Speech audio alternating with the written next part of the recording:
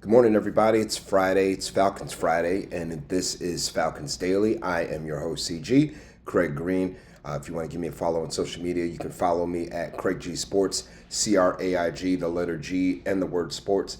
Fan Arch, you can find them at Fan Arch Co. Their logo is at the top left corner up there. Fan Arch is at Fan Arch Co. FANARCHCO. And thank y'all for joining us here today as we get ready for the Falcons to take on the Indianapolis Colts this Sunday morning at 9:30 at the Olympic Stadium in Berlin, Germany. Falcons had left Wednesday night to head to Berlin. So as you're watching this Friday morning at 11 a.m., they have already landed there in Berlin and should be undergoing final preparations for the game. They'll be doing that without Matthew Bergeron, without Leonard Floyd, and also without Storm Norton. They did not make the trip to Berlin for this game against the Colts. They have been ruled out.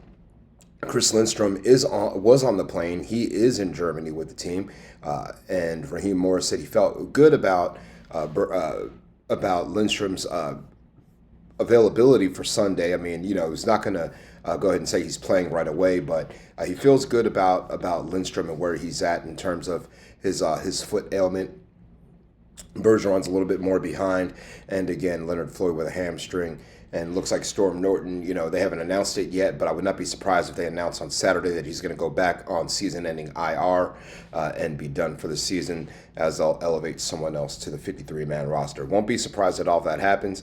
I kind of am banking on it to happen at this point. It just feels like that's the pattern of what's going to go down. For the Falcons, and you may see another standard elevation to the 53-man roster, whether it's a wide receiver, whether it's an offensive lineman, or whether it's a linebacker or something like that. But just prepare yourself to see some moves happening on Friday and Saturday as the Falcons kind of shake up their roster just a little bit. And as they get ready for this game against the Colts, one of their key weapons is the quarterback, Daniel Jones, who has made his way from the Giants to the Colts and has kind of rejuvenated his career a little bit. Daniel Jones was a first-round draft pick, I believe his fifth overall to the Giants way back when in 2000, and he was the 2019 NFL draft. Yes, he was the sixth overall pick. That's right, top 10 pick for Danny Dimes out of Duke University. Just again, he was a baller. We talked about it a few days ago how he can use that zone read, and he's very, very fast. At 6'5", 230, he's got the prototypical quarterback size. He's got the quarterback arm, and he's very, very athletic. He's out of Charlotte, North Carolina, so stayed home and went to Duke. Just a couple hours down the road in Durham. But if the Falcons can have success this Sunday, you're going to have to put all the pressure on Daniel Jones, muddy the pocket. I think that's one of the biggest things because, again, Jones can run. So if you allow him to escape the pocket, if you don't contain the edges, you have to contain him, muddy the pocket, and make him make a bad decision. Because if you rush him too hard, he's going to just run around the edge on you, or he'll just run right up the middle on you. So we have to be careful with our zone defense. We got to be careful with our man-to-man coverage. Make sure all of our principles are there. We may even have to look at a QB spy to kind of keep him honest. He hasn't been running the ball a whole lot this season. When you look at some of the rushing yards for Jones, the most he ran so far was 26 yards, and that was against the Dolphins. It was 27 yards. He had 27 yards against the Tennessee Titans back on September 21st. That was 4 carries for 27 yards. He's a threat to run. Of course, he's already got 5 rushing touchdowns on the season. But again, he is susceptible to being sacked. So you have to, again, make things difficult on him. Got to do your best to kind of contain Jonathan Taylor, if you can do something like that. He is the NFL's leading rusher again. But, I think the big key again is pressure in his face, pressure up the middle. And then if he tries to go around the side, you got to have the edges there to keep him in the pocket. And then you can bring him down. Or again, like I said, make him make a bad throw. Next question. When we were talking about some of the weapons for Daniel Jones, we talked about just a minute ago Jonathan Taylor, but he's also got a wide receiver, Michael Pittman Jr. His dad, Michael Pittman Sr., was an NFLer as well. And the question for me is really more about Michael Pittman's former teammate at USC, Drake London. And after what we saw with Drake London on Sunday against the Patriots and what we've seen over his first few years, is Drake getting close to that elite status? I think he's there. I mean, he's just about there. In terms of this season, he's having a nice year right now. Drake is ninth in the NFL in receiving yards. He's tied for 10th in touchdowns with five. He's in terms of his receptions, he's not really up there in terms of the number of receptions, but he does average over 12 yards a catch. Matter of fact, he is 12th right now in receptions. Michael Pittman is ahead of him with 52, and we're only talking about a difference of 5 catches between the two. So here's a little comparison we got for these two star players. Again, this season, Drake London has played 2 less games than Pittman and has just as much production, if not more. He's had a really good year. Pittman is starting to come on as Daniel Jones starts to, rise and percolate and find his way through that Colts offense. But Drake London is a player again who I think is becoming slowly an elite player. He's coming off of a 100 catch, 1,270 yard season.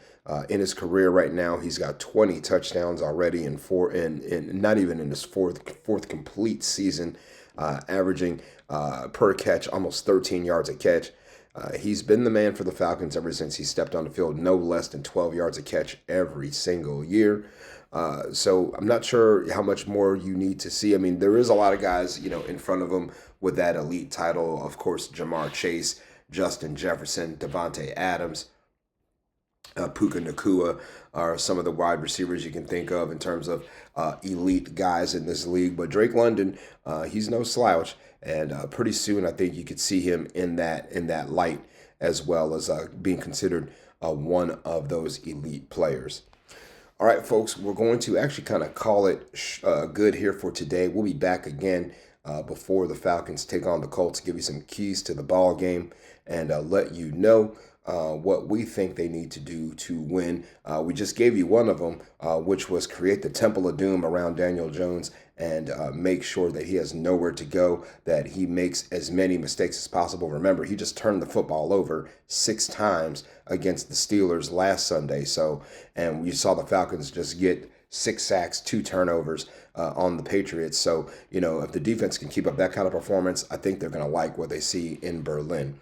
But real quick, I wanted to touch on something that is a very serious situation and something that is much bigger than football, and that is the unfortunate passing of Cowboys defensive lineman Marshawn Kneeland, who unfortunately, tragically lost his life, took his own life on Wednesday, or excuse me, Thursday, the 6th of November. Just a sad situation. He was survived by his girlfriend Catalina and countless friends, family members, and just want to say from myself to Marshawn's family, to his girlfriend, to anybody, his family, friends, my sincere condolences. I'm not going to speak for Falcons Daily or for Fan Arch, but just from CG Craig Green himself, just wanted to say my condolences to you, to your family, to your friends, to your loved ones, all to any Dallas Cowboys fans as well. It's really unfortunate that it got to that, and mental health is a huge thing. Please reach out to somebody if you feel like you are alone, if you feel like the weight of the world is too much for you, and you're thinking about taking your own life. Please reach out to somebody and let them, just realize that you are important. Everybody in this world is important. They mean something to someone. You are loved. You are supported. You are not alone. And with that said, I wanted to actually share some information for y'all at the back end of the podcast. If you are feeling like you may be in crisis, if you're feeling suicidal or having suicidal thoughts, please pick up the phone and call or text 988. That is a National Suicide and Crisis Hotline.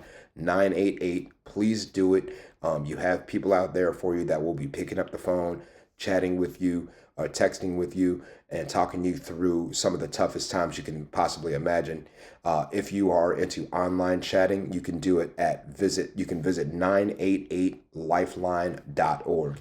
And that's how you can get some of the help out there. Remember, any of you out there, Falcons family, doesn't matter what team you pull for, we're all people at the end of the day. We all have people who love us and want to see us, live our best life.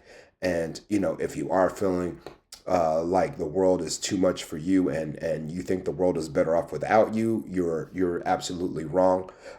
And I think, I hope you would reach out and get some help. But we're going to end it right there for today, y'all. Just wanted to say that peace. Rest in peace to Marshawn Nealon. Condolences, thoughts and prayers to his fans, friends, family, loved ones, and to anybody out there affected by the news of his unfortunate passing and his untimely passing. We will be back this weekend with more Falcons Daily. Until then, I'm CG. We'll talk to you later.